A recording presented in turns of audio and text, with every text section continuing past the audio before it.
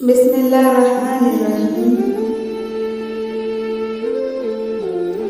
استاد کی عظمت کو سلام۔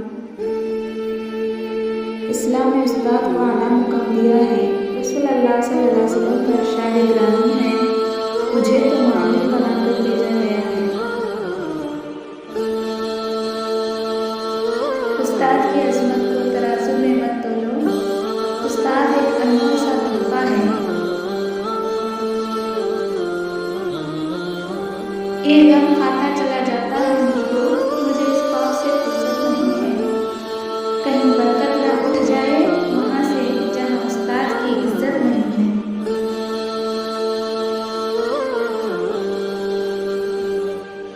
حضرت علی رضی اللہ تعالیٰ عنہ فرماتے ہیں، اگر تم بادشاہ ہو تب بھی اپنے والد اور استاد کی تعلیم کے لیے کھڑے ہو جاؤ۔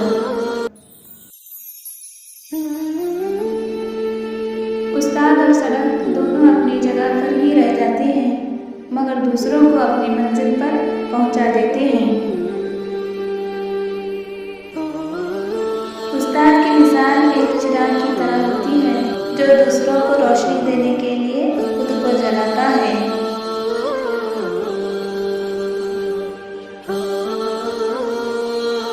سنا ہے اس کو سخن کی وصول آتے ہیں، کرے کلام تو باتوں سے پھول آتے ہیں۔ سنا ہے اس کے پڑھانے میں ہے مٹھاس ایسی، بخار کو بھی تو بچے اسکول آتے ہیں۔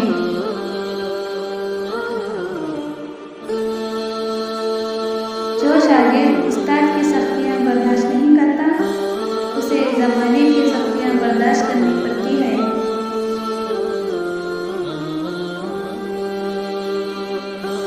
مثالی استاد سبق کی وضاحت اس وقت تک کرتے رہیں جب تک کہ تمام طالب علموں کو سبق اچھی طرح سمجھ نہ آ جائے۔ استاد بادشاہ نہیں ہوتا، مگر اپنے طلباء کو بادشاہ بنا سکتا ہے۔ ان لوگوں کی قدر کریں جن کی وجہ سے آپ اس مقام پر ہیں۔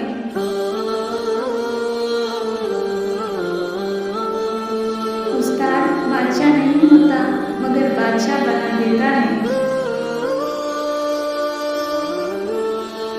استاد علم کا ایک ایسا پھول ہوتا ہے جو دلوں کو روشنی دیتا ہے۔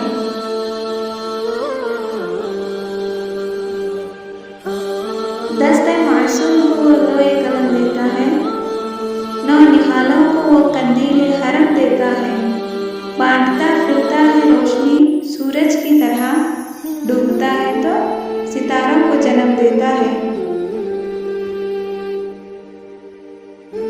اپنے استاد کا ادب کریں، کیونکہ استاد آپ کو تعلیم کے ساتھ ساتھ کامیاب زندگی گزارنے کے اصول بھی سکھاتے ہیں۔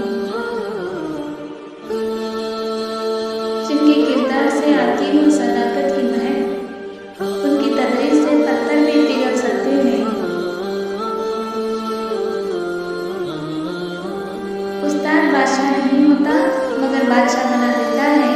اپنے استاد کی عزت کرنا سیکھو، کیونکہ آج تم اسی کی بدولت یہ عبارت پڑھنے کے قابل ہو۔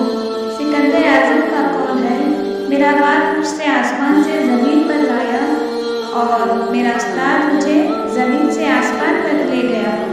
استاد دنیا کی بہترین ہستی ہے، اس لیے ہمیں اپنے استادوں کی عزت کرنی چاہیے۔ استاد گھنے درخت کی مانند ہوتا ہے، ایک لمبے سفر میں تھوڑی دیر کے لیے ٹھنڈی اور میٹھی چھاؤں کا ذریعہ ہے۔